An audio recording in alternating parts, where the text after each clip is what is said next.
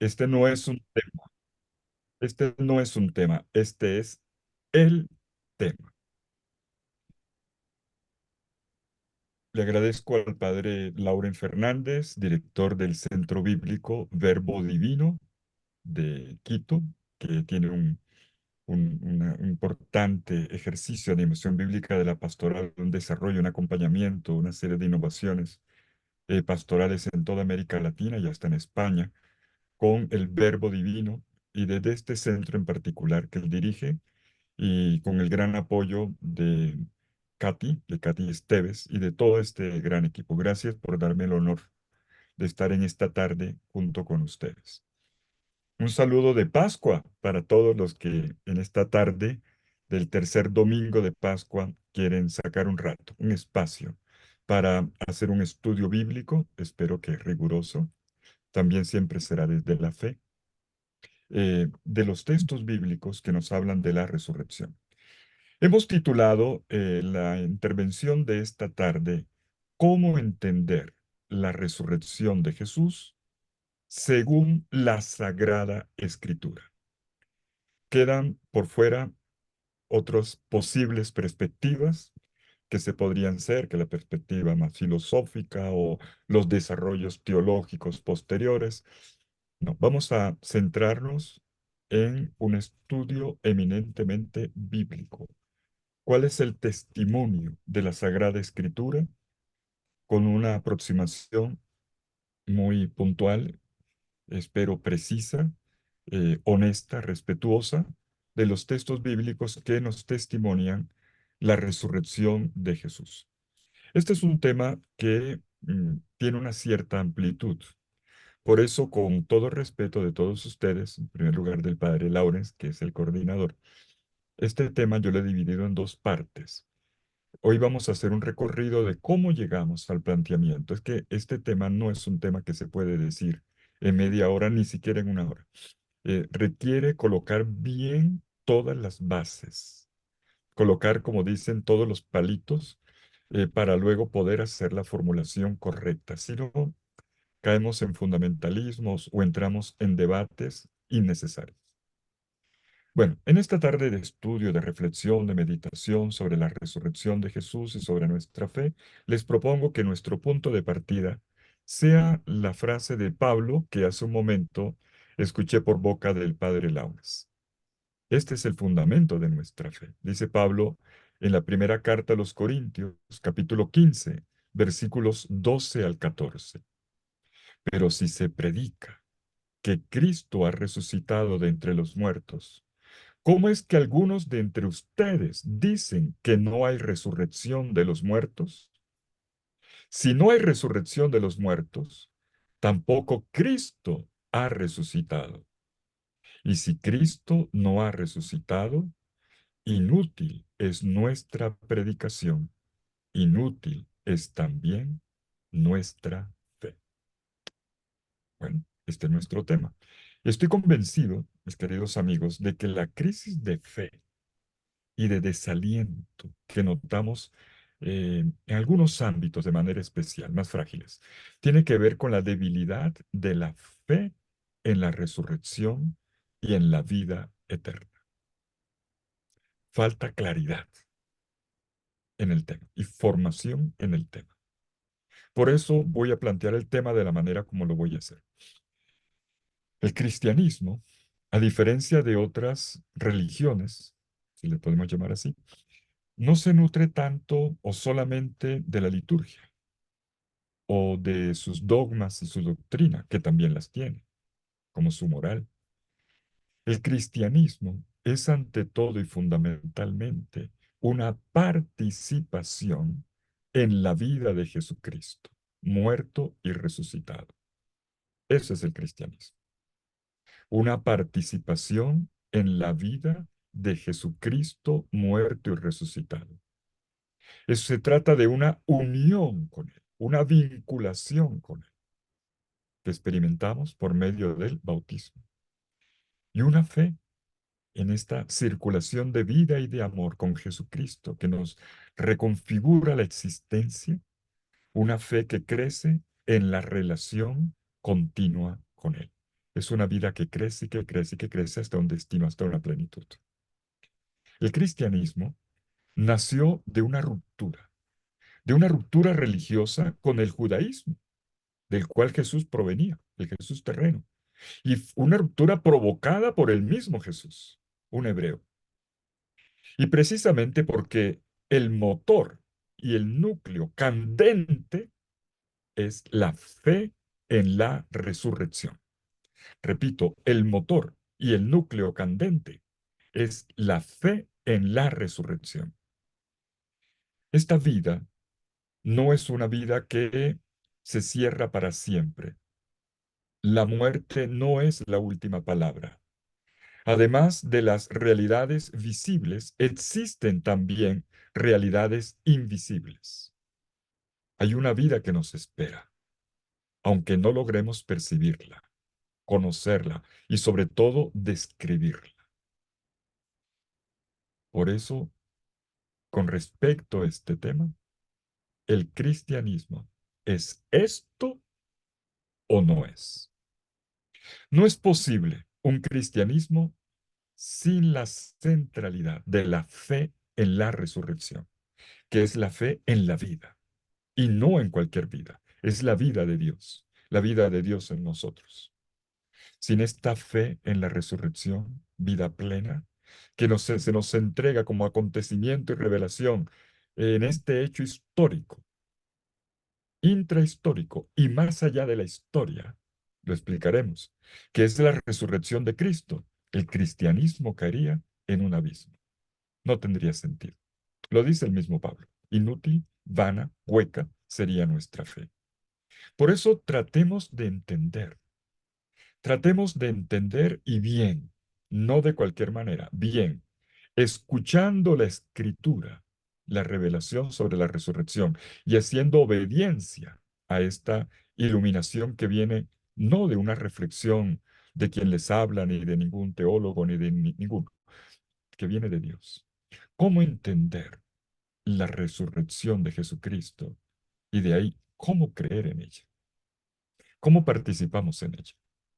Y parto de la constatación de que quien lee la Biblia se da cuenta de que en el Antiguo Testamento el tema de la resurrección o de una vida más allá de la muerte es prácticamente ausente. Es muy curioso. Cuando pasamos las páginas del Antiguo Testamento en la Sagrada Escritura, no encontramos prácticamente nada en el Antiguo Testamento sobre la resurrección. Qué bueno que pasó aquí. En cambio, en el Nuevo Testamento es una de las afirmaciones más repetidas. Y lo encontramos afirmado en una diversidad de modos, de lenguajes, de tonalidades, de imágenes. Y se continúa en el Nuevo Testamento de punta a punta a hacerle eco a la muerte y resurrección de Jesús con todo lo que esto implica. En el Nuevo Testamento es la fe en la resurrección de nuestro Señor Jesucristo lo que configura todos los aspectos de la vida cristiana. La primera comunidad cristiana, que podemos llamar el cristianismo de los orígenes o la comunidad naciente, sentía la fe en la resurrección como el fundamento de su existencia y el fundamento de su obrar en el mundo. Aunque no hay que negar que la gente, ya los primeros cristianos, se hacían preguntas al respecto. No era un tema fácil.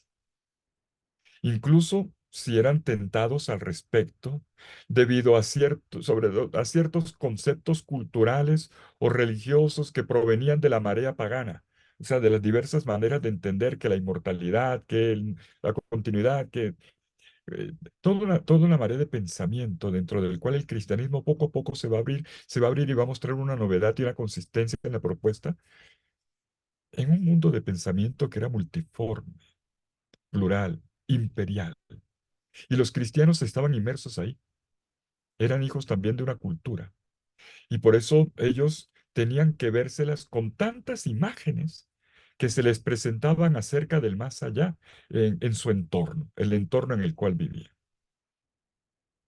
La cuestión entonces es, ¿qué es lo propio del anuncio cristiano de la resurrección? Y cómo los primeros cristianos llegaron a afirmarlo con tanta fuerza. El capítulo 15, del cual tomé ya la frase introductoria, el 15 de la primera carta a los Corintios, versículos 12 al 14, donde dice que si Cristo no resucitó, van en nuestra fe, todo ese capítulo muestra la dificultad que tenían en la comunidad de Corinto, una comunidad de matriz grecorromana. ¿Cómo explicar la resurrección? No era nada fácil, porque había un problema antropológico de base, que viene de la cultura, no de la Biblia, venía de la cultura del entorno. Pablo experimentó un gran fracaso en su predicación un poco antes, unos meses antes de llegar a Corinto, en Atenas, cuando intentó hablarle a un grupo de intelectuales en la Gran Atenas, en el Areópago. Pablo, de las predicaciones de Pablo, de las mejor preparadas, cita un filósofo por aquí, un poeta por allá, y entonces, francamente, qué discurso, ¿eh? Qué discurso el de Atenas. Cuando Pablo llegó al punto central de la fe, porque para allá iba, era todo un camino, para llegar al anuncio del núcleo de la fe cristiana, que es la resurrección de Cristo, apenas dijo resurrección, la gente comenzó a mirarse la cara. ¿Resurrección?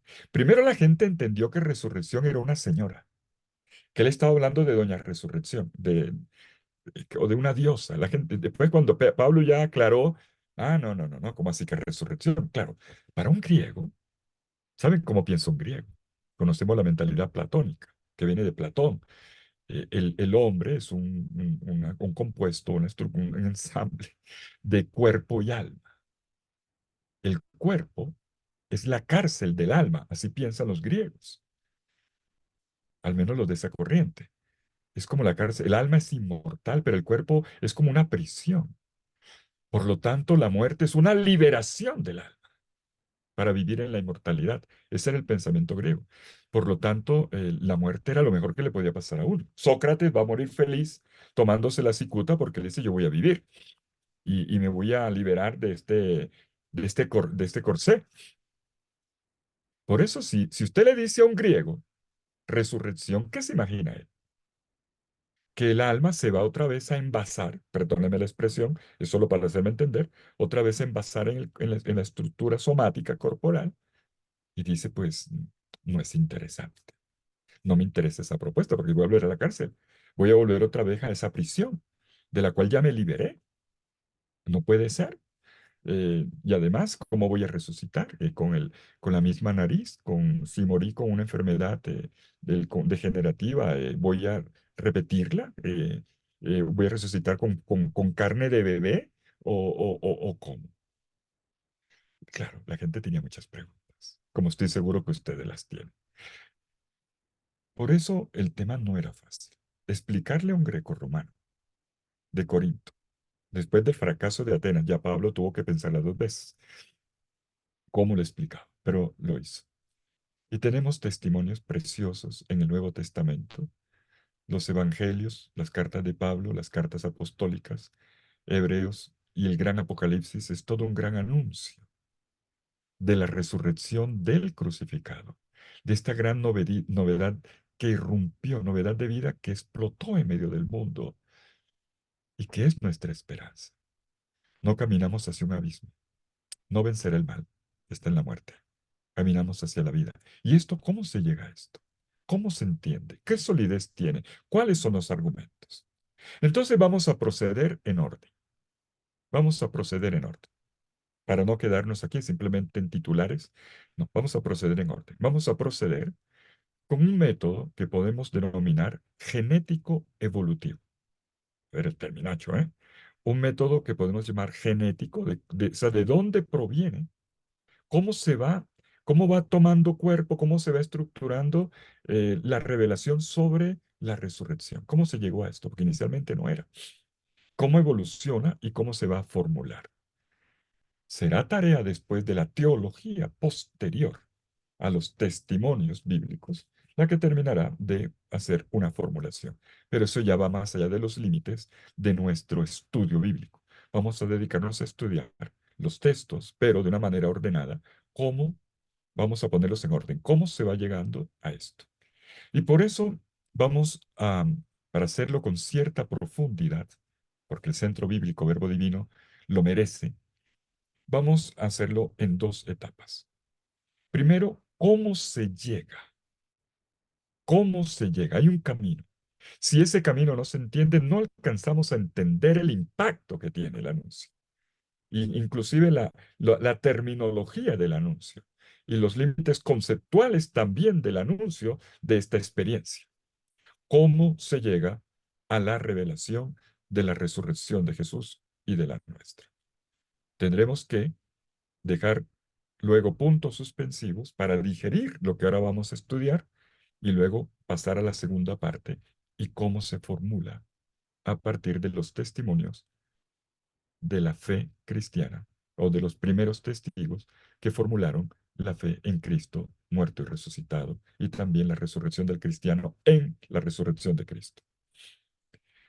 Partamos de esto. Entonces, ¿cómo se llega a la revelación de la resurrección?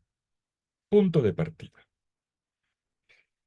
El hombre bíblico del Antiguo Testamento, que es hijo de la fe abrámica, profética y sapiencial, que cree en el Dios viviente, el Dios vivo y verdadero, revelado en la historia de un pueblo, en la historia de Israel, ellos, el pueblo de la Biblia, sentían la piel y en el corazón el escándalo de la muerte. La muerte siempre ha sido un hecho repugnante, siempre, a menos que tenga alguna cuestión mental. eh, el hombre bíblico, como todo ser humano, sintió el escándalo de la muerte. La sentía, aquí vamos a meternos ya en la mentalidad bíblica, como una injusticia, como una injusticia. Morir es una injusticia. Así lo pensaba. La muerte permanecía como un evento de luto y la llegan a considerar como el gran enemigo del hombre. Si bien estamos en un tiempo antiguo, en una cultura en la que la manera de representar la muerte era menos dramática que hoy, porque hoy hemos endulzado la muerte, pero en realidad la hemos empeorado.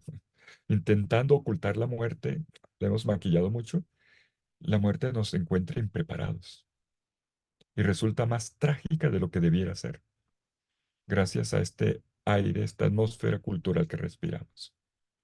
El hombre del Antiguo Testamento lloraba la muerte como también lo hacemos nosotros. Con todo y esto, no creía, ah, no creía, aún no, en un más allá.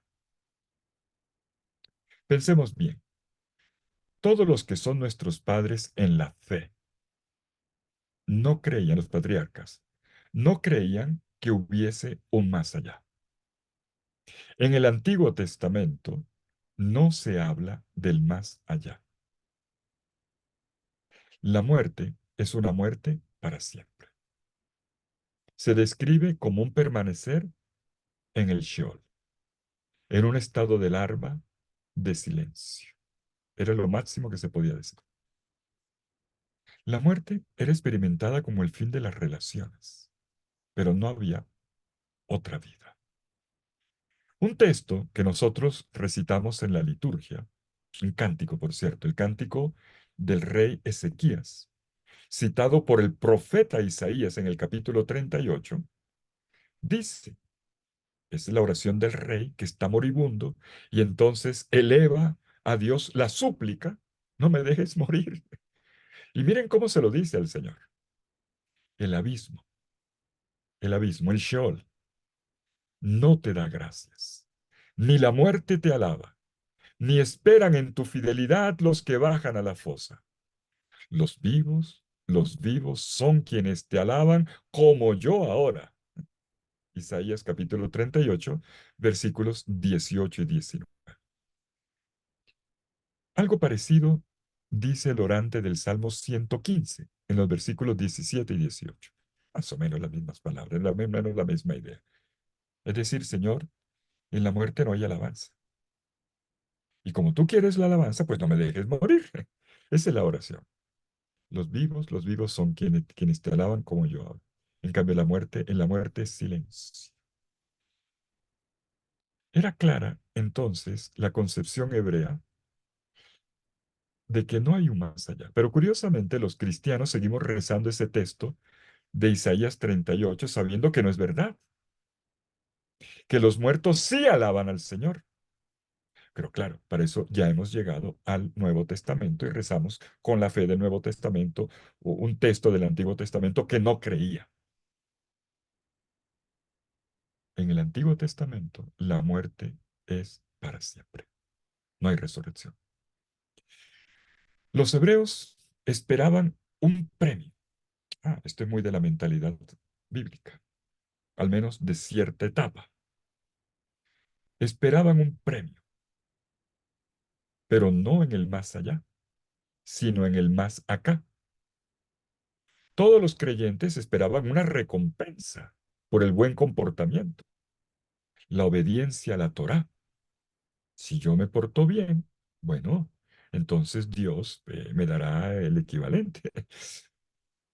Y entonces, pero no era en el más allá, no era en un cielo, era aquí, en la vida real concreta. ¿Cómo se recibía la recompensa? Bueno, si tú vives según Dios, según la ley, Dios te da salud, Dios te da prosperidad, te da éxito en los negocios, te da alegría, te da paz, te da tranquilidad, te da victoria sobre los enemigos. Así lo entendía la gente del Antiguo Testamento. Y esta fue una concepción sólida que duró por siglos. Los justos son premiados por Dios y los malvados son castigados. Era una ecuación clarita. Me porto bien, premio, me porto mal, castigo. De ahí va a venir el equivalente después, esa formulación de justicia, me porto bien, cielo, me porto mal, infierno. Todavía no se habla de esto, pero sí hablaban de un Dios que correspondía, que daba el correspondiente, pero lo daba aquí. Pero ese darlo aquí tenía un problema. Esta concepción, esta mentalidad, esta estructura teológica tan cultivada por los rabinos, por los maestros de Israel y también por los sacerdotes, se lo inculcaban a la gente en la cabeza. Pórtese bien, porque si no, no le va a ir bien. De vez en cuando se chocaba con una pregunta, porque la gente hacía preguntas, y preguntas que venían de la observación cotidiana, de lo práctico. Como decía un padre jesuita que todavía está vivo y que algunos de los que están aquí han conocido y que apreciamos mucho, el padre Gustavo Baena, él decía, las grandes teorías, ¡pum!, se chocan con la realidad. ¿Tú ves la cosa más bonita cuando contrasta con la realidad? Vamos a ver. Pues en el pueblo de la Biblia se chocó porque le decían, esto lo tenemos en el Salmo 73, un salmo que, bueno, no lo voy a rezar ahora, pero se lo recomiendo, el Salmo 73, que comienza diciendo, bueno es Yahvé para los que se portan bien. Y coloca la ecuación, ¿no? Bueno es Yahvé para los buenos. Pero enseguida el orante comienza la protesta. Dice, ¿cómo no? ¿Cómo no? De que tú eres bueno con los buenos. ¿Y por qué hay gente que se porta mal y le va bien? ¿Y por qué hay gente que se porta bien y le va mal? A ver, señor, báileme ese trompo en la uña. Respóndame eso porque no estoy entendiendo. Es más, me escandaliza, señor, porque a nadie le puede ir bien si tú no se lo das. Es la mentalidad bíblica. Es orgulloso como estaba yo del shalom de Dios cuando vi el shalom de los malvados, dice el Salmo 73. Cuando vi cómo tú le dabas prosperidad a los corruptos. Claro, es un salmo. Yo le recomiendo ese salmo. Ese salmo es un reflejo de la crisis que se generó en Israel con esta ecuación de bueno, premio, malo, castigo. Y comienza esta mentalidad a resquebrajarse. La experiencia de la vida mostraba que los justos, la gente buena, era la más perseguida, era la más atacada. Inclusive llevaban una vida con muchos dolores. Y que también había personas malas entre comillas, que vivían más años, cuando la longevidad era un signo de la bendición de Dios, y que parecían felices, y hasta pregonaban sus fechorías públicamente y nadie las agarraba. Es significativo como un libro como el de Job haya entrado en la revelación bíblica para poner en crisis esta ecuación que parecía tan clara y tan perfecta. Job es el atormentado por excelencia, el que no había hecho nada malo y al que peor le fue. Bueno, sabemos que tiene mucho de ficción, pero una ficción que está hablando de una realidad. Y es lo que la gente le preguntaba. Se sentían como Job. ¿Por qué tengo esta enfermedad? ¿Por qué se me murió tal persona? ¿Por qué fracasé, me iban abajo mis bienes, mis negocios? Cuando he hecho todo bien, no he hecho sino ser fiel a Dios. La gente no entendía. Y lo mismo pasaba con la historia de los profetas. ¿Qué hace un profeta? Pues un profeta lo que hacía era cumplir el mandato de Dios. Eran enviados de Dios. ¿Estaban haciendo algo malo? Claro que no. Eran enviados de Dios. Y entonces, ¿por qué los perseguían? Algunos, ¿por qué los mataron? Y eran justos. Eran personas justas. Justo en la Biblia y justo y santo en la Biblia es lo mismo. Y entonces el final trágico no era por un mal comportamiento, sino por todo lo contrario. Hacían todo tan bien que terminaba muy mal. ¿Cómo se explica eso? Y entonces, Israel, avancemos, tiene una gran fe en un Dios que es el Dios viviente, el Dios que no se deja encapsular en imágenes, es decir, en pequeños conceptos. Una figura es un concepto, por eso lo de la imagen. Un Dios que no se deja encapsular. El Dios es el Dios viviente. No es el Dios ídolo que no habla, que no camina, que solo hace lo que... No, no, Dios viviente, persona. Y si Dios es el Dios viviente, aquí viene entonces la reflexión bíblica. Podemos notar una polaridad paradójica, vamos a llamarla así, una polaridad paradójica.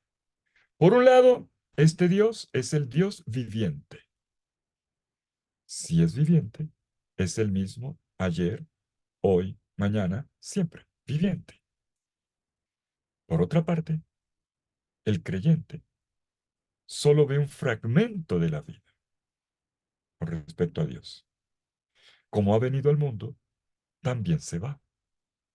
Y entonces viene la pregunta al interior de esta polaridad paradójica. ¿Cómo es posible esto? ¿Es posible que si Dios está siempre conmigo toda la vida, está a mi lado, luego en la muerte me abandone? ¿No estará más conmigo? Son preguntas dramáticas que se hacía la gente. Si Dios entonces hace alianza, es el Dios de la alianza, yo soy tuyo, tú eres mío, hace alianza con el creyente, el hombre justo, el hombre santo, entiende que esta alianza es eterna. Eterna y además unilateral. Es unilateral, es una de las cosas más curiosas, porque Dios la hace aunque su partner, su pareja, sea fiel o infiel. El Antiguo Testamento da cuenta de eso cada rato.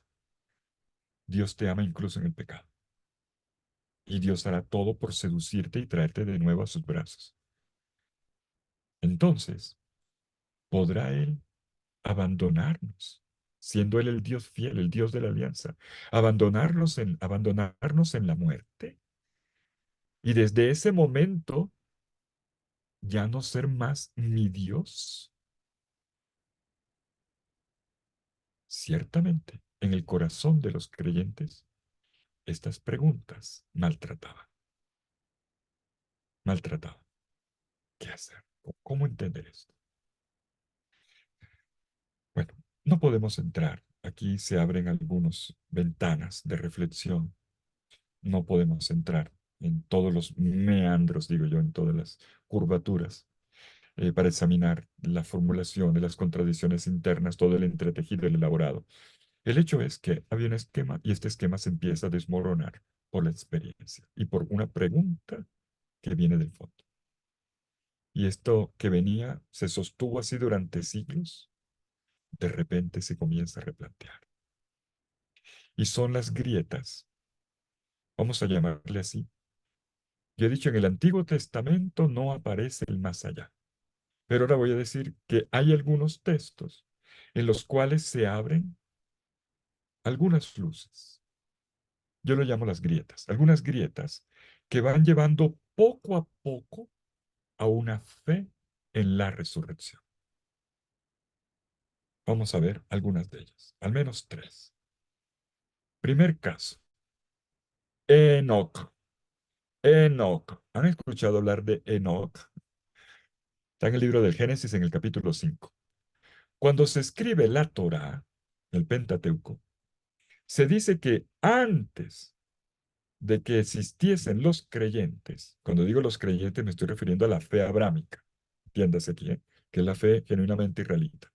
Antes de Abraham, antes de la fe hebrea, resulta que un hombre de esta humanidad genérica, antes de los patriarcas prediluvianos, como le llaman los profesores de Biblia, como el padre Lauren, que es un gran profesor, hay un hombre a quien Dios le tiene una consideración. Curiosamente, un hombre a quien Dios no se le reveló, se llamaba Enoch. Él caminó con Dios en la tierra sin saber de Dios. Hizo lo que Dios quería sin estar consciente de cuál era lo que Dios quería. Y Dios, dice Génesis 5, 21, 24, dice, y Dios lo raptó y se lo llevó con él. Yo les recomiendo el texto, Génesis 5, 21, 24. Bueno, si quieren lo leemos. Enoc vivió 75 años y engendró a Matusalén. Ese nombre le suena familiar, ¿verdad? Matusalén, que vivió mucho, pero igual se murió. Y caminó Enoc con Dios. Interesante, caminó con Dios, sin saber de Dios, sin tener revelación ni tener ley. Caminó con Dios después que engendró a Matusalén 300 años y engendró hijos e hijas. Y fueron todos los días de Enoc 365 años. Imagínense eso. Caminó pues, versículo 24, pues Enoc con Dios, tercera vez que lo dice, y desapareció porque Dios lo llevó. Bueno, y aquí viene entonces la pregunta, porque la gente leía la Biblia o la escuchaba, eran analfabetos, pero la escuchaba, la conocía. Si Dios llevó consigo a Enoc, entonces Enoc vive en Dios. Si vive en Dios, no habrá una vida más allá. Segundo caso, Moisés. Moisés, el gran Moisés. Cuando muere Moisés, ¿han leído el texto de la muerte de Moisés en el capítulo 34, versículo 5 del libro del Deuteronomio? Recomendado. Si no lo ha leído, recomendado. La muerte de Moisés muere como un beso de Dios en la boca. ¿Cómo les parece? Como un beso de Dios en la boca. El texto lo tomo aquí de la Biblia de Navarra, que la tengo aquí al lado. O sea, la tengo aquí, de la que he tomado el texto. Dice, murió Moisés conforme a la palabra del Señor. Dentro de poco cito la Biblia de Verbo Divino. Moisés murió conforme a la palabra del Señor. Pero si ustedes miran la nota de pie de página, van a ver que dice que el término palabra aquí puede ser leído como conforme, no a palabra, sino a la boca del Señor, lo cual se entiende como Dios lo besó y le inhaló el soplo vital. la respiración. Así murió Moisés. Les recomiendo un libro. Lo encuentran allá en la librería Verbo Divino. Tengo que hacer en este momento la publicidad a mis amigos. Lo hago por pura amistad, ¿eh? Hay un libro. Son buenos amigos y hacen un trabajo increíble por la Biblia, el estudio bíblico en lengua castellana. Merecen todos los homenajes. Hay un libro de una pareja de autores, Miguel Pérez Fernández y Olga Ruiz Morel.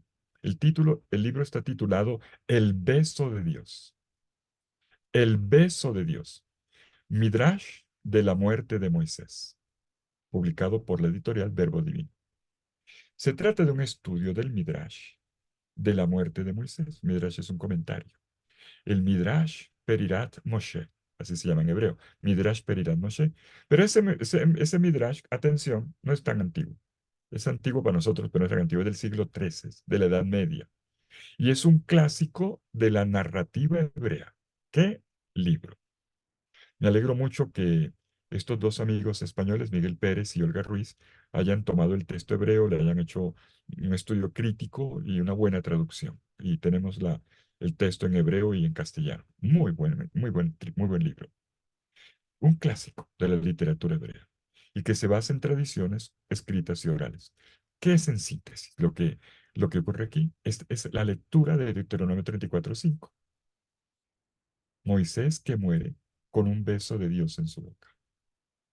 Dios que toma su aliento y queda con él. De ahí viene, sumado otro elemento, esa frase, más otro hecho, que es que la tumba de Moisés nunca se encontró. La tumba de Moisés ni siquiera nunca se encontró. La próxima vez que vayan a Israel, cuando vayan bajando para el Mar Muerto, le van a decir, mira, aquí está la tumba de Moisés. Pero no les crean, eso es una tumba, es un cenotafio, eso le crearon. Bueno, que no me escuchen allá los que lo administran porque me van a dar cocotazos y me van a volver a decir, te me está dañando las visitas. Es falsa, no es. La tumba de Moisés nadie la ha encontrado y no la van a encontrar, ni los de History Channel ni ninguno de estos locos, ni los de Discovery, no la encontrarán. ¿Por qué en el mundo antiguo los grandes personajes les desaparecían las tumbas? Alguna excepción, los patriarcas, alguna excepción. Pero en general les desaparecen las tumbas. ¿Por qué? Porque la gente tenía tendencia a crear santuarios y a divinizar. Israel es alérgica a la divinización de personajes. Por eso prefieren decir, no, ¿dónde no, no, la tumba no la encuentro, entiéndase con Dios, el invisible, ya está. La tumba de Moisés nunca se encontró. Y de ahí la leyenda, la tumba que no se encontró, la historia del beso. Eh, entonces, la leyenda no está escrito en ninguna parte, es simplemente una leyenda, bueno, no está escrito en la Biblia, pero es una leyenda de que Dios se lo llevó consigo al cielo. De ahí va a venir un libro apócrifo, o sea, no es canónico, ni tampoco tendría visos de historicidad, un libro apócrifo llamado La Ascensión de Moisés. Un tema que, por cierto, se escucha todavía en tiempos de Jesús. Este libro de la Ascensión de Moisés. Tercer caso, el profeta Elías. Cuando llega al final de su misión profética, Dios le pide a Elías que se encamine hacia el Jordán. Recordamos todo lo que va pasando, el capítulo 1 del segundo libro de los Reyes, la ascensión el arrebatamiento será en el capítulo, el rapto será en el capítulo 2, pero interesante todo lo que ocurre en el capítulo 1. Se va encontrando con los hijos de los profetas que le van diciendo, bueno, en el camino, Eliseo, su discípulo, le dice, mira, ya enteré que que vas a ser raptado al cielo. Te pido una cosa, dame 2/3 de tu capa, que es el ministerio profético. Siguen caminando juntos y ya están cerca de un lugar que hoy es venerado en Israel, muy cerca del lugar del bautismo de Jesús, muy cerca del lugar donde Israel debió pasar el río Jordán cuando vino del desierto, al menos la tradición lo ve así, el sitio existe.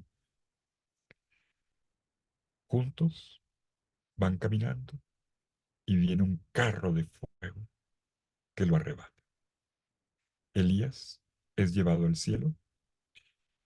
El profeta Elías le lanza, según la petición de su discípulo, el manto profético, como para decirle, ahora eres tú el profeta, sigue. Y Elías se queda con Dios. Bueno, he citado tres ejemplos. Los hebreos creen que Dios, en su potencia, en su gran poder, puede llevarse consigo a Enoc, un no hebreo, a Moisés, el mediador de la ley, y a Elías, el símbolo de todos los profetas, el primer gran profeta independiente, no escrito. Y de todos ellos se dice que viven con Dios. Y entonces aquí tenemos un dato importante que tenemos ya que empezar a retener para nuestra elaboración, nuestra comprensión de semejante tema que nos ocupa hoy. Por cierto, antes de continuar, para que descansen el lápiz, un rabino hebreo que vive en Jerusalén, un tipo que tiene una gran simpatía por nosotros los cristianos. Un día decía en la escuela, la yeshiva, en Jerusalén, decía, a propósito de nosotros los cristianos, un judío no te acepta el tema de la resurrección de Cristo. Sin embargo, este gran maestro, un gran maestro, un gran conocedor de la escritura, él decía así, mire, mire padre, si Dios se llevó al cielo a Elías y a Moisés, ¿por qué no a Jesús? Interesante. A mí, eso francamente, para besarle los pies, ¿eh? ¿Por qué no a Jesús? No era un cristiano. La mentalidad hebrea ya podemos ver por dónde es que se mueve. Pero llevar al cielo es una forma de admitir en la vida de Dios más allá de la muerte. Pero esto no es todavía la resurrección, pero vamos viendo cómo hay un camino. Y en este clima, atención, cuando ya estamos cerca del Nuevo Testamento, en algunos libros que no están en la lista canónica de la Biblia hebrea, pero sí cristiana, como son los libros de los macabeos, el hebraísmo no reconoce los libros de los macabeos, nosotros sí. Es curioso que allí, en estas obras no reconocidas por los judíos, pero sí por los cristianos, ya se comienza a hablar claramente de resurrección, claro, de una manera muy concreta. Pero ya empieza a hablarse, a utilizarse el término, y sí, el tema ya se pone sobre la mesa. Me estoy refiriendo al capítulo 7 del segundo libro de los Macabeos. Este libro es escrito unas pocas décadas antes de Jesucristo, y allí se habla, es la historia del martirio de, de unos hermanos, 7 hermanos, los hermanos Macabeos y su mamá. Y la mamá los anima a morir, curioso, una mamá retiene. Esta mamá dijo, no, ustedes den la vida por la fe. Eran perseguidos por la fe por parte de los griegos o los helenistas que dominaban la región, los Seleucidas, los tiempos de Antíoco IV Epífanes, y que, bueno, estamos en torno al año 170, imponían el culto pagano de Zeus, una abominación. De hecho, se le llamará la abominación de la desolación a esta imposición del culto de Zeus dentro del templo de Jerusalén. Esto es una aberración. Y entonces, con el ánimo que les da la mamá, ellos dicen, vamos, escuchen, vamos al martirio, porque estamos seguros de que habrá una resurrección. Vale la pena morir porque resucitaremos. ¿Y por qué resucitaremos? Porque hemos sido fieles, porque hemos sido justos, porque hemos sido santos. Miren, esta es la primera declaración firme y neta en el ámbito hebreo, no canónico, pero sí ya del ámbito hebreo, de un credo en la resurrección. Es la primera declaración firme, la primera. Y es cierto, y esto importa en el camino genético evolutivo de la fe en la resurrección, que es el martirio. El tema del martirio, el que abre las puertas. Ya antes vimos las crisis de fe. Vemos también las grietas que se abrieron con tres personajes al menos. Pero aquí el paso lo va a dar el tema del martirio. El martirio ayudó en la formación de la concepción de la resurrección, junto con la experiencia de estas personas santas que han muerto, los justos. No se podía, no se podía pensar que estas personas no estuviesen con Dios. Que una persona duerma por la eternidad, pues va bien. Pero ¿quién es justo? Si ha sido bueno, santo, ¿cómo es posible que no esté con Dios? Fíjense ustedes que va más allá de la mentalidad griega, que es una mortalidad del alma. Existiremos, sí, pero ¿en qué? La Biblia no, nos lleva por una dirección precisa. Estar en Dios. En aquel que es tu origen, estará tu plenitud. Entonces ya la cosa se va aclarando. Y así se va a formar la posibilidad de la resurrección en el ámbito hebreo. Y se la va a incorporar de forma significativa en el pensamiento de un movimiento que nace precisamente en el contexto de los macabeos y en reacción contra los macabeos, porque algunos no lo hicieron muy bien. Un movimiento que nace en este ámbito, en torno al año 150 a.C. Se llama el movimiento de los fariseos. Los fariseos creían abiertamente en la resurrección. El fariseísmo es un movimiento de gente piadosa, de gente convencida, de gente practicante, que lo que quería era leer la Biblia, comer Biblia, rezar todo el día, hacer penitencias para agradar a Dios y vivir santamente. Como por ejemplo, no, no voy a poner ejemplos, pero es ese tipo de movimientos de radicalidad que lo que quiere es hacer las cosas bien. Nosotros tenemos la idea un poquito distorsionada del fariseísmo de hipócritas, pero no, no todo el mundo era así. Y los fariseos que creían en la resurrección no tenían el mismo credo de los sacerdotes del templo de Jerusalén, que eran de corte saduceo. Los saduceos no creían en la resurrección. Los sacerdotes del templo de Jerusalén, hebreos, no con cristianos, no creían en la resurrección. Ellos en el templo, los encargados del templo, saduceos, sacerdotes, solo reconocían la Torá. Y en la Torá no se habla de resurrección. Por lo tanto, los sacerdotes y los saduceos no creían en la resurrección. En el Evangelio, por cierto, tenemos documentada una polémica al respecto en la explanada del Templo de Jerusalén, capítulo 12 del Evangelio de Marcos. ¿Se acuerdan? Un grupo de saduceos viene donde Jesús y para ridiculizar el tema de la resurrección, que sí creían los fariseos, dándole la puya a los fariseos, ponen a Jesús también a prueba. A ver qué decía Jesús sobre la resurrección y le cuenta la historia. Una señora tuvo 7 maridos y entonces se aplicó la ley del levirato, que está en el libro del Levítico, capítulo 25. Hombre, que si una mujer un hombre muere sin dejar hijos, la mujer debe ser ahora tomada por uno de sus hermanos para que le saquen el hijo, como decimos nosotros. Pero resulta que nada. Y viene el segundo y el tercero y el cuarto. Entonces le pregunta al Señor, oiga, díganos, ¿y allá en la resurrección cómo va a ser el asunto? ¿De cuál de los 7 esta mujer, claro, de cuál de los 7 va a ser? ¿Esta mujer va a tener un harén de hombres? ¿Cómo es la cosa? Que para un israelita es impensable. Eh, obviamente, lo que le estaban diciendo a Jesús era, oiga, usted, eso de la resurrección es un absurdo, ¿verdad? La resurrección no cabe. ¿Y cómo le responde Jesús? Y aquí ya comenzamos a entrar ya claramente en Jesús. Jesús cree en la resurrección. Jesús les dice, ustedes no entienden la escritura ni el poder de Dios.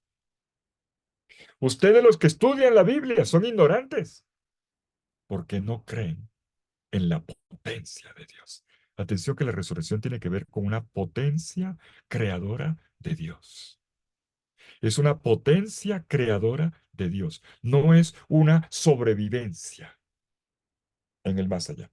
Es una intervención del poder creador de Dios. Lo dice Jesús. Ustedes no creen en ese poder creador de Dios. Y entonces le dice, les recuerda la fe. Un hebreo laico como Jesús, hablándole a estos saduceos de corte del mundo sacerdotal. Nuestro Dios es un Dios de vivos. Un Dios de vivos. Lo que hasta ahora venimos trabajando. Un Dios de vivos, no de muertos. Y entonces, miremos el texto. Marcos capítulo 12, versículos 26 y 27. Vale la pena mirarlo. Mírenlo en su Biblia. Y sobre que los muertos resucitan, primero dijo el tema de la señora, serán como ángeles, pelada, no tiene nada en el cielo, no serán ni marido ni mujer, ni otra cosa, como ángeles. Pero dice, y en cuanto a la puya que me están echando, el tema de la resurrección, señores, no han leído en el libro de Moisés, que cita el libro que ellos sí leen, no han leído en el libro de Moisés, en el pasaje de la zarza, cómo Dios le habló diciendo, yo soy el Dios de Abraham, el Dios de Isaac y el Dios de Jacob. Y concluye, no es un Dios de muertos, sino de vivos. Señores, están muy equivocados. ¿Saben que a mí me sorprende esta exégesis audaz de Jesucristo, que le permite colocar la resurrección de los muertos, la sitúa en la gran manifestación de Dios a Moisés, en la revelación de Dios a Moisés, que ocurrió 12 siglos antes, en el Sinaí? Y en esa manifestación, deja entender Jesús, estaba contenido con el anuncio de la resurrección. Con todo y esto, Israel no lo había querido, no lo había recibido. Y aquellos que leían mal los textos no le paraban bolas. Lea la Biblia, lea la Biblia. Entonces vemos cómo en Israel, vamos a ver, vamos a avanzar, cómo en Israel se va abriendo camino el pensamiento de que hay una vida más allá de la muerte. Atención, atención, tenemos que hacer un esfuerzo aquí y no pensar a Israel y la fe hebrea como pensamos ahora la fe cristiana. La fe cristiana, ustedes y la mía, somos cristianos, es una fe unívoca. La fe hebrea era plural. ¿Me hago entender? Es decir, podían estar juntos, fariseos y hebreos, unos creían en la resurrección y otros no, y a pesar de tener credos diferentes, para mí creer o no creer en la resurrección es indiferente, pero en el mundo hebreo que unos creyeran y otros no creyeran les daba lo mismo. Podían estar juntos los esenios y los de Qumran, que parece ser una de las disidencias esenias, una de las facciones, y tenían una pluralidad. La pluralidad era consentida dentro del hebraísmo, cosa que el cristianismo no hace. El cristianismo es sólido. La fe es esta, el credo es este y acabó. Pero es esto. El, el, el- para nosotros, miren, para un cristiano, esto que yo estoy diciendo aquí puede sonar extraño, estoy seguro, puede sonar extraño. En tiempos de Jesús había tantas manifestaciones de fe, mejor, de espiritualidad. Claro, había una fe, había un solo Dios, y esto era suficiente para darle unidad al pueblo. Y al resto, otros detalles eran plurales. Llegamos entonces al umbral del Nuevo Testamento. Miren cómo Jesús se encuentra con un hebraísmo donde un grupo cree y otro grupo no cree en la resurrección. Jesús está en el grupo de los que sí cree, pero no perteneciendo a ninguno de esos grupos, inclusive con un argumento muy, muy, muy, muy, muy especial. Jesús remonta la revelación de la resurrección a la misma revelación del nombre de Dios en la zarza ardiente. El Dios de la vinculación, el Dios de la relación, el Dios del amor. Entonces, estamos en el umbral ya de la revelación, de la resurrección en el Nuevo Testamento. En el pueblo hebreo ya hay algunos que creen, ya vimos, que creen en la resurrección, que creen que hay otra vida, sin saber explicar mucho el asunto.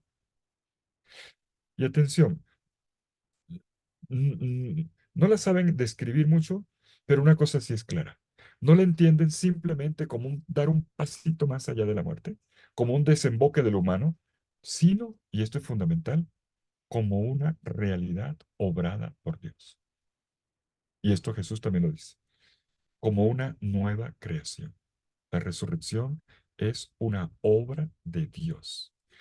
Me anticipo de una vez a lo que diré, a lo que veremos con Jesucristo cuando estudiemos más de cerca, nos pongamos la lupa en Jesucristo. En la octava de Pascua, la semana pasada lo repetimos. Este es el día que hizo el Señor, tomando el Salmo 118, en la Biblia 110, en la liturgia 117. Hizo, ese hizo, es muy importante. Es una obra de Dios. Cómo Dios interviene salvíficamente la muerte. De ahí que se empieza a hablar ya de un nuevo, ya inclusive en ámbito hebreo, de un nuevo cielo y de una nueva tierra obrada por Dios, de una gran novedad del pueblo de Dios, incluso de una novedad para toda la humanidad. Pero tenemos que tener cuidado, porque estamos en un estudio bíblico, en la ponderación de las fuentes. No podemos pensar en este periodo en una doctrina sistemática. Esto, algunos algunos de los oyentes, yo sé que a veces lo decepcionan. Padre, dígamelo todo clarito, no me dé tantas vueltas. Ponga... No, la Biblia no funciona así. No funciona así. Tiene otro método más bonito, más interesante. No hay una doctrina sistemática en este periodo. Sí la tendremos en la iglesia, en la Edad Media, cuando se hable con claridad de paraíso, infierno, purgatorio, incluso se llegará a hablar de limbo en un periodo determinado de la historia, tratando de explicar cómo podría ser ese más allá. Pero eso vendrá en la doctrina cristiana y quedará formulado luego en el magisterio o en la doctrina misma de la que recoge la tradición de la iglesia, que es el catecismo. Pero estamos estudiando es la Biblia. Por lo pronto, no hay nada de esto en el pensamiento del tiempo bíblico, no en la primera parte, que es el Antiguo Testamento, aunque sí datos dispersos, y ya vemos luces, he dado varias, mostrado varias etapas, las preguntas que se hacían, las grietas, y luego lo que ya ocurre con el tema del martirio, y luego lo que afirman los fariseos, formulan la doctrina farisea, sin mucha explicación, pero por lo menos ya hay una intuición importante. Tenemos datos dispersos en los cuales se apoyará la doctrina posterior. Reina un gran silencio. Se dice, eso sí, que hay una vida más allá, donde los justos estarán para siempre con Dios y que los malvados no tendrán vida, no conocerán esta vida en plenitud, el shalom, la paz, que no es quietud, sino vida plena. Es decir, ya que avanzamos, después que ya hemos visto que en principio no se ve una vida más allá, cuando llegamos a los tiempos de Jesús, ya en el pensamiento religioso de la época, ya se han abierto las puertas al tema. En este contexto se manifiesta Jesús. Se manifiesta Jesús con su ministerio de predicación del reino y es aquí donde llegamos finalmente a la revelación de la resurrección. Vamos a asomarnos al tema. ¿Qué pasa aquí? Una cosa que debe quedar muy clara. Jesús cree en la resurrección. En la terminología de los evangelios, podemos, estoy hablando del Jesús terreno, en la terminología de los evangelios podemos detectar toda una serie de referencias a la resurrección de los muertos. Por otra parte, tengamos en cuenta que hubo una relación de Jesús con Juan Bautista. La formación que Jesús recibe, de la cual tenemos un gran vacío de información, qué pasó con Jesús en los 30 años, en los primeros 30, o al menos entre los 12 y los 30, ¿qué pasó exactamente? Algo podemos intuir cuando Juan Bautista presenta a Jesús y dice el que viene detrás de mí. Venir detrás de mí no es solamente uno que yo hago mi etapa y no venir detrás. En la Biblia es discipulado.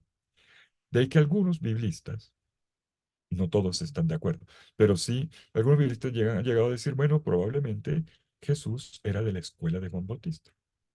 Digo, probablemente. No es mi pensamiento, no estoy poniéndole la firma. Simplemente digo, lo que sí es cierto de todas maneras es que hay una relación entre Jesús y Juan. Y Juan tenía una conexión con el movimiento, los movimientos que había en torno al Jordán, cerca del sitio que conocemos como Qumran. Juan probablemente era uno de los maestros de uno de estos tantos grupos de este entorno, no necesariamente del asentamiento de Qumran, pero sí del entorno. Y no necesariamente Juan es un escenio, pero sí pertenece a todo aquí hay un movimiento, que algunos decían movimiento bautismo, esenios. Bueno, cada vez eso se está estudiando y aclarando más. Eso es tema de otra, merece una buena conferencia.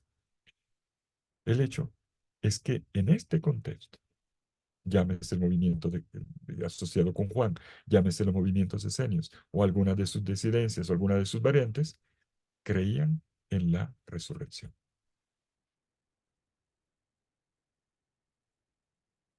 Importante que Jesús tenga esta relación con Juan Bautista, quien creía en la resurrección. Pero insisto en que nosotros, avanzando con Jesús, no encontramos en los evangelios una doctrina sistemática, ni en general en la Biblia, ni tampoco en los evangelios, una doctrina sistemática sobre la resurrección, pero sí palabras y hechos que nos llevan en esa dirección. Un detalle importante. Sigo con el ministerio de Jesús. Ya hablaremos después de su muerte y resurrección. Pero ¿qué pasa en el ministerio de Jesús? Jesús tuvo que ver con resurrecciones. En Lucas 7:22, Jesús coloca en la lista de los signos que lo acreditan como Mesías el hecho de llevar a cabo resurrecciones de muertos. Jesús resucitó al hijo de la viuda de Naín. Jesús resucitó a la hija de Jairo. Jesús resucitó a su amigo Lázaro. ¿Qué es lo que ocurre aquí? Y esto tiene que ver con la predicación del reino. Jesús lleva la vida allí donde acontece la muerte. Un dato complementario nos lo da el evangelista Mateo. En el capítulo 27, versículos 52 y 53, un texto que creo haber explicado ya varias veces, cuando Jesús muere, dice el evangelista Mateo, muchos muertos. Se rasgó el velo del templo y en ese momento muchos muertos se aparecieron en la ciudad santa de Jerusalén. Qué susto. ¿Cómo se explica? Habla de resurrección, está el término resurrección. Claro que hay un detalle importante. Ya lo he explicado, ya lo he explicado varias veces. Hay un detalle importante ahí en ese texto, y es que a pesar de que en el versículo 52 se dice claramente, resucitaron unos justos, acuérdense la mentalidad hebrea que dice los justos no pueden morir, el justo tiene que estar con Dios, pero no tienen la solución. ¿Y esto cómo va a ser? No lo saben decir. Versículo 52 dice que estos justos, estos santos, resucitaron, y enseguida en el versículo 53 dice, aclara, que estas apariciones fueron después de que Cristo resucitara. Enseguida hace una aclaración. Y dice, pero bueno, se aparecieron en ese momento o después. Versículo 53 dice, después de que Cristo resucitara. La fe cristiana es que la resurrección no es el simplemente hecho de volver a abrir los ojos más en el más allá, sino en la persona de Cristo. Y Mateo ya hace la alusión. Por eso el después de. Y aquí tengo que hacer otra precisión. Miren, nuestra formación académica, intelectual, como son ustedes, carga con preguntas que son inevitables. Este tema es de muchas preguntas. ¿Era realmente esto que Jesús hacía? El Jesús que coloca como uno de los signos del acontecer del reino y que lo acreditan como Mesías e Hijo de Dios. ¿Era realmente resurrección? Esto que ocurrió con la hija de Jairo, con el hijo de la viuda de Naín, con Lazarito, eh, era, era resurrección o resucitación. A ver, resurrección, para que nos entendamos en el vocabulario, es un paso hacia adelante, un salto cualitativo que implica una transformación corporal, de lo cual hablaré en la siguiente intervención cuando hable del cuerpo glorioso. Hay un avance, es un hacia adelante, porque es una vida en Dios. La resucitación, en cambio, es un hacia atrás. Se murió y vuelve a echar para atrás, a volverse a revestir con esta misma ropa, con el mismo cabello, a echar hacia atrás como era, como estaba en el momento de la muerte. Un echar hacia atrás. La misma vida de antes para vivir en las mismas condiciones somáticas y todo. Estos muertos que Jesús resucita en los evangelios, ¿qué les ocurrió realmente? Volvieron a morir. Y aquí es donde va a estar la diferencia. ¿De qué estamos hablando cuando hablamos de resurrección? Un dato es claro. Jesús puso vida donde estaba la muerte. Y esto, pienso yo, no es difícil de creer. Jesús puso vida donde estaba la muerte. No es difícil. El punto es otro. Jesús estaba realmente obrando ya la resurrección de los muertos, como la entendemos ahora y a partir de él, de lo que ocurrió en su cuerpo. Los testimonios de aquel tiempo al respecto son pocos. Jesús no resucitó a todos los muertos, como tampoco curó a todos los ciegos, ni puso a caminar a todos los paralíticos que había a lo largo y ancho del país.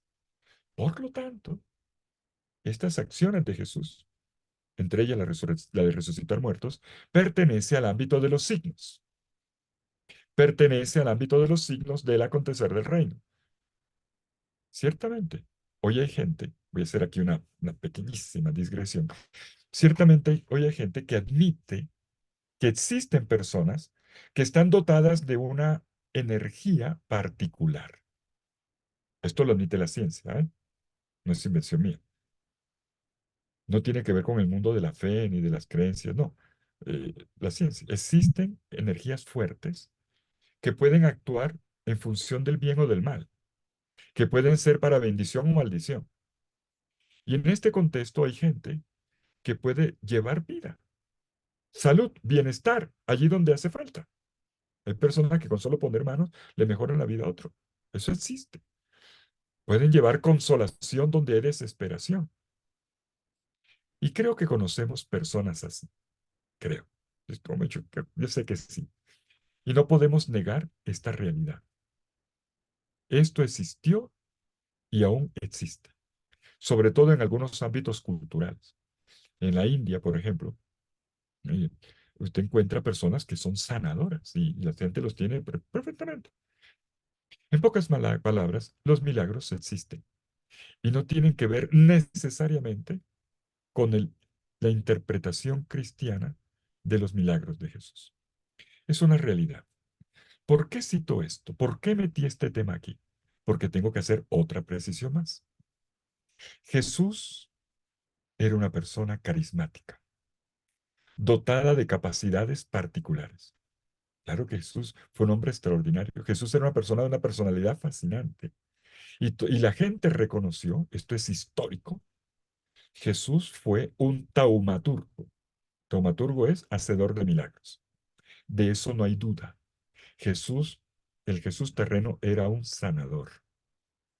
Sin embargo, y aquí por eso hice la digresión, no para decir, no para explicar por qué Jesús hace milagros. No, no lo dije por eso, sino para decir que Jesús no encaja. Jesús no encaja en los parámetros de esos personajes dotados excepcionalmente como los que acabo de citar. El caso de Jesús es muy diferente. El testimonio que nos dan los evangelios es que Jesús llevaba vida donde había muerte, alegría donde había desesperación, salvación donde había dudas o inseguridades, o se estaba perdiendo una existencia. Y estos relatos están siempre, siempre en relación, no con la excepcionalidad de Jesús como persona que hacía prodigios, maravillas, que en algún momento cuando los fariseos le dicen háganos milagros, él no se los va a hacer, ni el mismo Herodes que creía en milagros, que le pidió que le hiciera milagros, Jesús, vea, no le hizo nada. Y lo podía hacer. Los relatos no tienen que ver con esta excepcionalidad de Jesús, sino con el acontecer del reino de Dios. Y esto nos lleva a otro plano. Los milagros de Jesús son de otro tipo, van en otra dirección. El Evangelio de Juan, que es el que más reflexiona al respecto, prefiere hablar más de signos que de milagros. Semella, más que de milagros, de prodigios. Esto quiere decir, si se trata de signos, claro, se admite que hay un prodigio. Decir signo no significa que no haya prodigio, significa que hay algo más. Se trataba de una revelación por tras de cada prodigio. Una revelación cuyo mensaje había que leer, que había que entender de la forma correcta, porque se podían, como pasa en todo, se puede leer de una manera o de la otra, se puede entender una cosa o la otra, y Jesús va orientando poco a poco hacia la interpretación correcta. Un ejemplo de eso es el capítulo 6 con el discurso del pan de vida, donde explica la multiplicación de los panes y por qué al final, cuando lo quieren hacer rey, él no se deja. Los signos de Jesús no los entendía todo el mundo, pero sí había quien los entendía. Y este es el testimonio que nos dan los evangelios, aquellos que sí lo entendieron. El final del Evangelio de Juan en el capítulo 20, versículos 30 y 31 que leímos hace una semana, los dice. Muchos otros signos hizo también Jesús en presencia de sus discípulos, que no han sido escritos en este libro. Sin embargo, estos han sido escritos para que crean que Jesús es el Cristo, el Hijo de Dios, y para que creyendo tengan vida en su nombre. Dicho en pocas palabras, era con estos signos que Jesús mostraba su mesianismo, y en particular el tipo de mesianismo que le distinguía. No se ponía al nivel de otros sanadores. Lo suyo era la revelación de su identidad como Mesías y de Hijo de Dios, como lo dice Juan, portador de vida en su nombre. ¿Cuál vida? ¿Cuál vida? ¿Levantar moribundos como muertos? La vida de Dios que le era propia. Es decir, sí, pero mucho más. La vida de Dios que le era propia. Estaba en él. Y entonces aquí, señoras y señores, ya estamos hablando de otra cosa. Estamos ante los signos mesiánicos por excelencia. Y el parámetro que viene del Antiguo Testamento, al cual le hemos dedicado la conferencia de hoy, nos ayuda. La misión del siervo, según Isaías, era traer vista a los ciegos, lengua a los mudos, hacer caminar a los paralíticos, sacar de las cadenas a los cautivos, a los prisioneros, hacer volver a los exiliados y levantar a los muertos.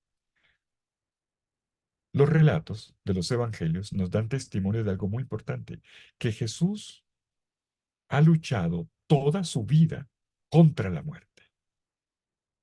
Jesús ha luchado toda su vida contra la muerte. Esto es fundamental. Luchaba contra la muerte. Y estos relatos en los que da la resurrección son apenas tres relatos. Y si colocamos los de Mateo cuando muere, bueno, son apenas signos, son señales de algo que viene más allá y que solamente se entiende en la persona de Cristo, en lo que ocurre en la persona de Cristo.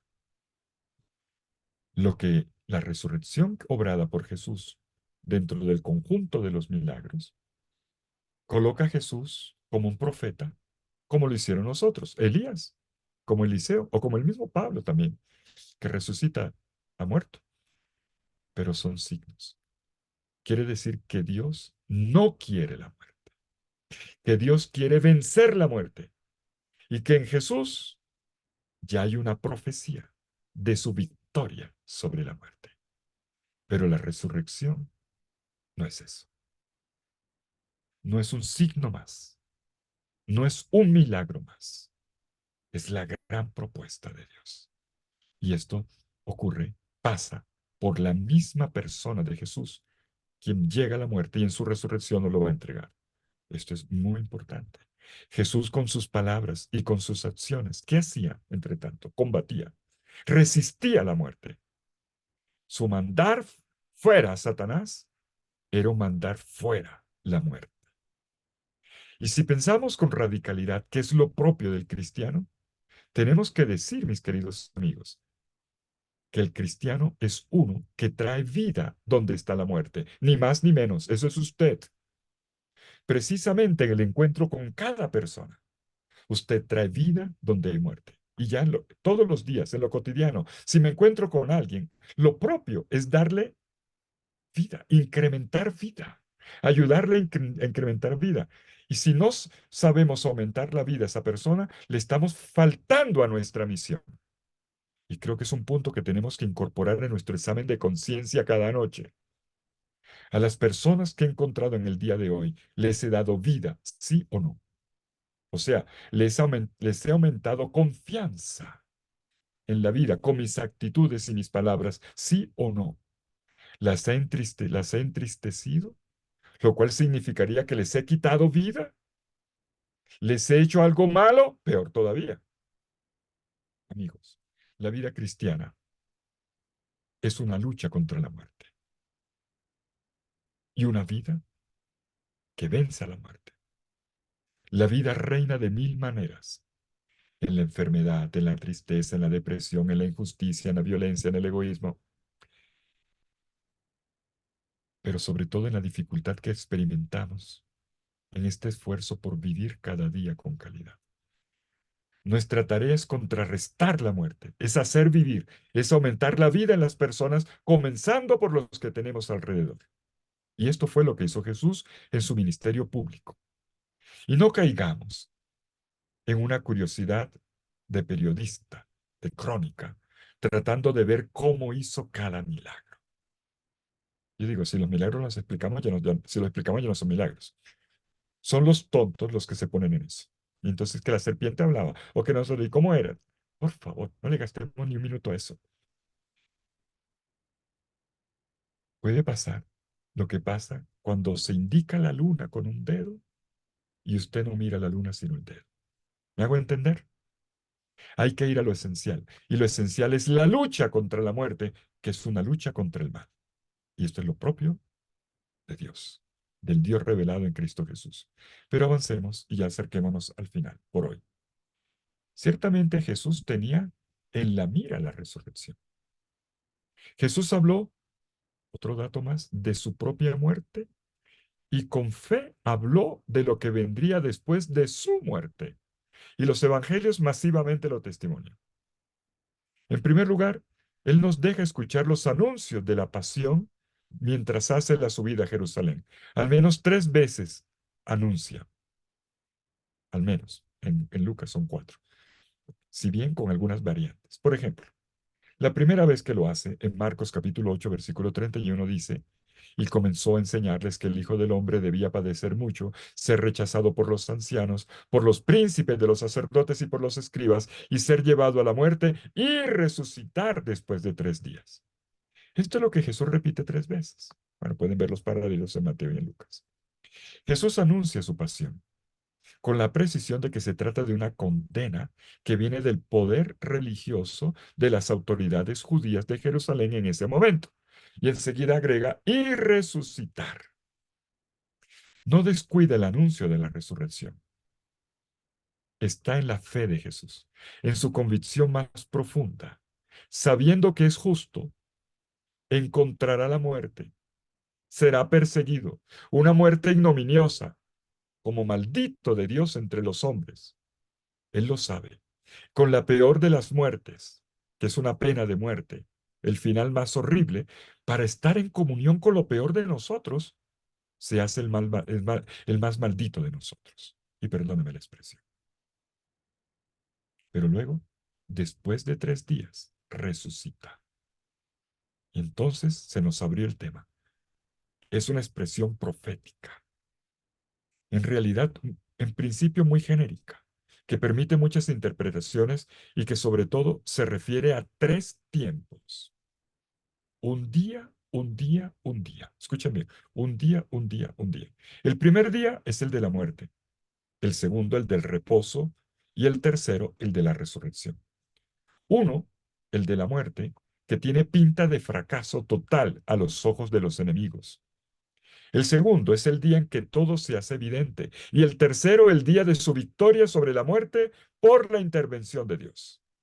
Y repito siempre, la resurrección es una obra de Dios, no una sobrevivencia.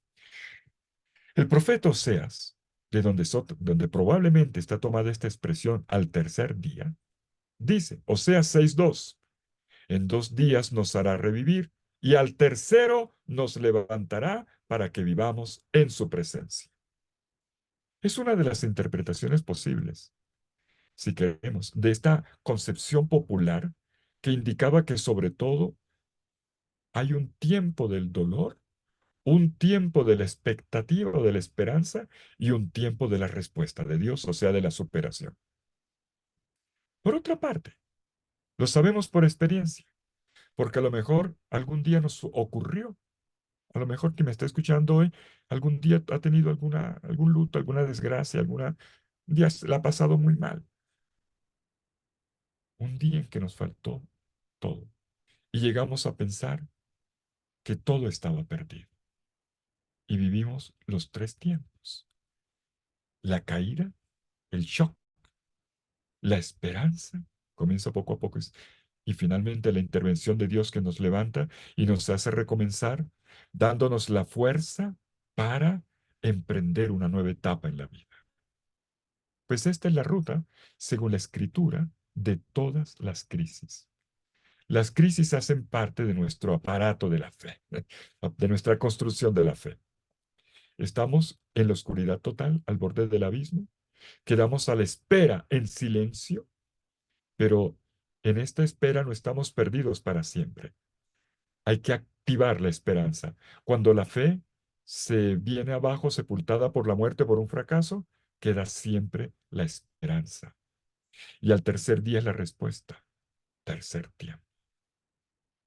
Jesús lo tenía en su boca. Tercer día, tercer tiempo. Vendrá un tercer tiempo.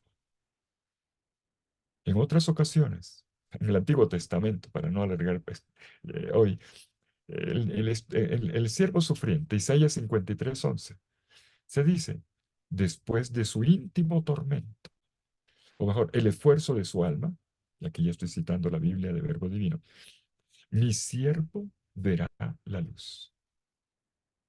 Interesante. El referente es este. La muerte no es la última palabra, el dolor no es no hay dolor definitivo. El fracaso o la derrota no son para la muerte. Dios está con nosotros y tarde o temprano responderá. Este es el tercer día. Y así le ha respondido a Jesús. Y hago aquí entonces ya una breve síntesis antes de ver el núcleo de los relatos pascuales que tenemos que leer en su conjunto. Este primer itinerario que hemos hecho en esta tarde, en este tiempo de Pascua, ¿qué nos lleva a decir? Conclusión. Nos lleva a decir lo que dicen los evangelios, que el justo, que aquel que ama hasta el extremo, experimentará la violencia contra él. El aparente fracaso de su predicación será exhibido, pasará por la muerte, descenderá al abismo. Esto es lo que le ocurre a Jesús. Desciende a un abismo muy oscuro, como lo comenta luego la carta de Pedro, el descenso al infierno, a lo profundo, al abismo. Y Jesús tiene en sus labios, en cuanto agoniza, según Marcos y según Mateo, la oración del justo, el santo, el justo que sufre. Aquel justo que en los tiempos de Job, en los tiempos del replanteamiento hebreo, dice, pero ¿cómo así? ¿Por qué las personas que hacen el bien les va mal? Y rezaban así. Dios mío, ¿por qué me has abandonado? Son las palabras del Salmo 22 en el versículo 2. son puestas en boca de Jesús crucificado.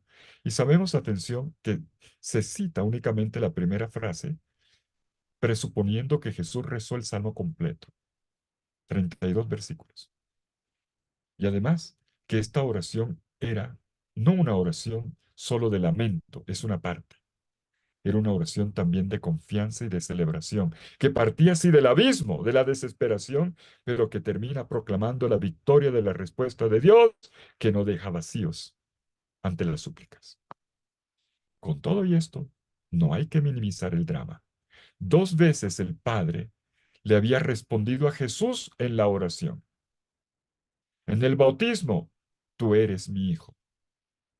En la transfiguración, este es mi hijo amado.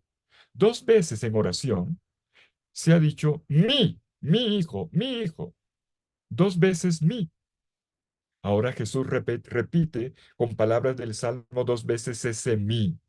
Mi Dios, mi Dios. Pero ¿dónde estás? En la cruz el Padre calla. Esta vez no dice mi hijo. Solo el Hijo dice mi. Jesús siente este silencio de Dios y le da nombre con la oración sálmica, como dice enseguida el versículo 2, la continuación del versículo 2 después del Dios mío, ¿por qué me has abandonado? Lejos de mi salvación, de mis palabras suplicantes, lejos la voz de mis gemidos. La gran pregunta entonces es, ¿dónde está Dios? Entre tanto, Jesús permanece fiel, repitiendo el mí con todo, tú eres mi Dios, tú eres mi Dios. Enseguida pasa el día de la espera. Dios no permite que su Hijo permanezca presa de la muerte. Lo dice incluso, lo va a decir Pedro incluso en la primera predicación en Hechos de los Apóstoles.